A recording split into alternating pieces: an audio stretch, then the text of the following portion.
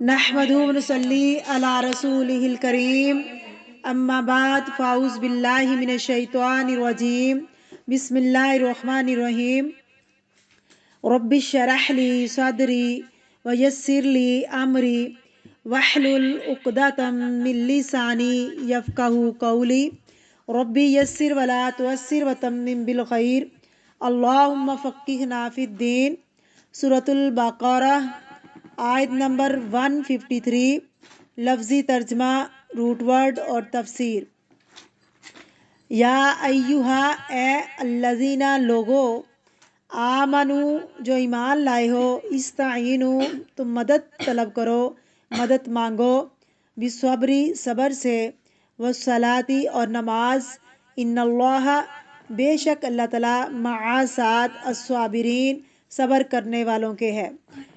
Root word یا ایہا الذین آمنو، اے لوگو جو ایمان لائے ہو، استعینو مدد طلب کرو، مدد مانگو، عین واو نون اس کا روٹ ہے،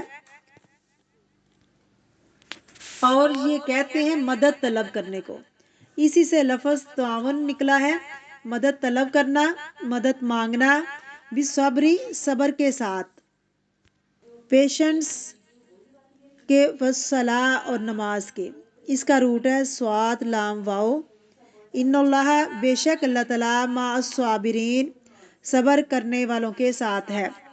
صابرین صبر کی جمع، صابر کی جمع ہے، صابر کا وزن فاعل ہے، صاد با را روٹ ہے اس کا، اردو میں بھی یوز ہوتا ہے۔ اگرچہ صلاۃ مشکل بھی ہے لیکن نماز بھاری چیز ہے مگر خاشعین پر نہیں، اس لیے صبر بھی مشکل ہے لیکن جو صبر کرنا چاہے اللہ اس کو صبر دے دیتا ہے۔ تو یہاں صبر کرنے کا حکم دیا جا رہا ہے۔ ان اللہ مع الصابرین، صبر کی جزا بتائی گئی، صبر کا فائدہ کیا ہوگا؟ تمہیں اللہ کی مدد نصیب ہوگی، بے شک اللہ تعالیٰ صبر کرنے والوں کے ساتھ ہے۔ اس سے پہلی بات تو یہ ہے کہ ایمان ہو تو صبر ہوگا، ایمان کی نشانی ہے صبر۔ جو شخص صبر کرتا ہے وہ کس بات کا اظہار کرتا ہے؟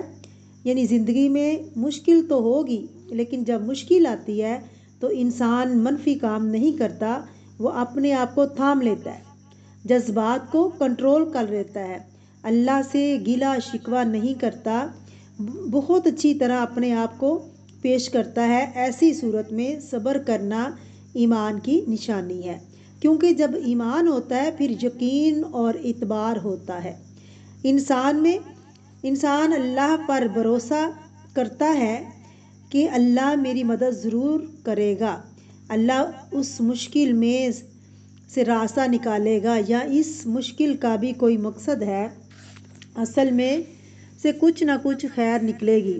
ایمان اس کو صبر کرنے والا بنا دیتا ہے۔ اور پھر یہ ہے کہ اگر کسی کو صبر مل جائے تو صبر سے بڑھ کر کوئی چیز نہیں۔ حدیث میں آتا ہے انسان کو صبر سے بڑھ کر کوئی بھی چیز، کوئی بھی عطیہ، کوئی بھی تحفہ زیادہ بہتر نہیں ملا، کیونکہ صبر سب سے بڑا اور بہترین تحفہ جو انسان کو مل جائے اللہ کی طرف سے۔ اور صبر کیوں ضروری ہے؟ اس لیے صبر کے بغیر چارہ ہی نہیں۔ جب کوئی مشکل آتی ہے نا تو کوئی نہ کوئی راستہ بن جاتا ہے جب انسان صبر کرتا ہے۔ اگر وہ صبر نہیں کرتا، اگر صبر نہ کرے تو کوئی راستہ نہیں ہوتا۔ اگر ناراض ہو بھی جائے تو ناراض ہونے سے کیا ہوتا ہے؟ مشکل ٹل جاتی ہے کیا؟ مشکل آسان ہو جاتی ہے کیا؟ واہ ویلا کرنے سے مسائل کم ہو جاتے ہیں کیا؟ نہیں، اس لیے صبر نہایت ضروری ہے، اور صبر کا کوئی آلٹرنیٹ نہیں ہے۔ انسان جو چاہے کرے، لیکن جو کام صبر اور انتظار سے ہوگا وہ اس راستے سے ہی ہوگا، کسی اور راستے سے ہو نہیں سکتا، کیونکہ انسان کو دنیا میں آزمائش کے لیے بھیجا گیا ہے، اس لیے آزمائشیں تو آئیں گی نا، ان سے انسان بھاگ نہیں سکتا۔ تو ان آزمائشوں کو فیس کرنے کے لیے یہاں طریقہ بتایا جا رہا ہے۔ کیا کرو؟ صبر کرو۔ یاد رکھو کامیابی صبر کے ساتھ ہے، صبر کے بغیر کامیابی نہیں، اور وسعت سختی اور تنگی کے ساتھ ہے۔ یعنی جب انسان تکلیف سے گزرتا ہے تو اس کے بعد وسعت پیدا ہوتی ہے، عسر کے ساتھ یسر ہے، تنگی کے ساتھ آسانی ہے۔ یہ حقیقت ہے، صبر کے ساتھ کام آسان ہوتا ہے، کیونکہ صبر کرنے والوں کے ساتھ اللہ رب العزت ہوتا ہے۔ اللہ کی مدد انسان کو حاصل ہو جاتی ہے۔ جس کو اللہ کی مدد حاصل ہو جاتی ہے پھر اس کے لیے کوئی چیز مشکل نہیں رہتی اور انجام بھی بہت اچھا ہوتا ہے۔ سورہ زمر میں آتا ہے آیت نمبر 10 میں، بے شک صبر کرنے والے اپنا اجر بغیر حساب کے پائیں گے، جس سے لوگ دیکھ کر تمنا کریں گے کہ کاش ہمیں بھی مشکل آتی اور ہم صبر کرتے تو یہ مقام ملتا۔ یہ ان کو ملا ہے، لیکن دنیا میں انسان صبر کر ہی نہیں سکتا، تو صبر اور برداشت زندگی کا حصہ ہے اور مومن کی زندگی کا اہم پہلو ہے۔ تو اس کا کیا مطلب ہے؟ اللہ صبر کرنے والوں کے ساتھ ہے۔ ساتھ سے مراد یہاں تائید ہے۔ اللہ کی مدد تب آئے گی جب تم صبر کرو گے۔ اللہ کا ساتھ دو طرح کا ہوتا ہے، ایک عام اور ایک خاص۔ عام کیا ہے؟ قرآن پاک میں آتا ہے وہ تمہارے ساتھ ہے جہاں بھی تم ہو۔ یہ کیا ہے؟ وہ ہر ایک کے ساتھ ہے، نہیں علم کے ساتھ ہے۔ وہ ہر ایک کو دیکھتا ہے، جانتا ہے، ہر ایک کی سنتا ہے۔ ایک تو یہ معنی ہے۔ قرآن پاک میں آتا ہے جب 3 لوگ سرگوشی کرتے ہیں تو چوتھا اللہ ہوتا ہے، جب 5 ہوں تو چھٹا وہ ہوتا ہے، جب اس سے کم ہو یا اس سے زیادہ وہ ان کے ساتھ ہے جہاں بھی وہ چلے جائیں۔ ایک تو یہ ہے اور ایک ہے معیت خاص۔ خاص کیا ہے؟ یعنی اللہ کی تائید ہے، صرف علم کی حد تک نہیں۔ ان لوگوں کو اللہ اپنی مدد دیتے ہیں جیسے موسیٰ علیہ السلام اور ہارون علیہ السلام جب فرعون کے دربار میں گئے تھے، اللہ نے کیا فرمایا تھا؟ میں تم دونوں کے ساتھ ہوں، میں تم دونوں کو دیکھ رہا ہوں، جاؤ تم فرعون کے پاس جاؤ، پیغام پہنچاؤ۔ کتنا خوف کا وقت ہوتا ہے اس وقت، یہ اعتماد کہ اللہ میرے ساتھ ہے، پھر انسان بڑے سے بڑے کام میں بھی رسک لے لیتا ہے۔ انسان کے اندر یقین، اعتماد کی کیفیت آ جاتی ہے۔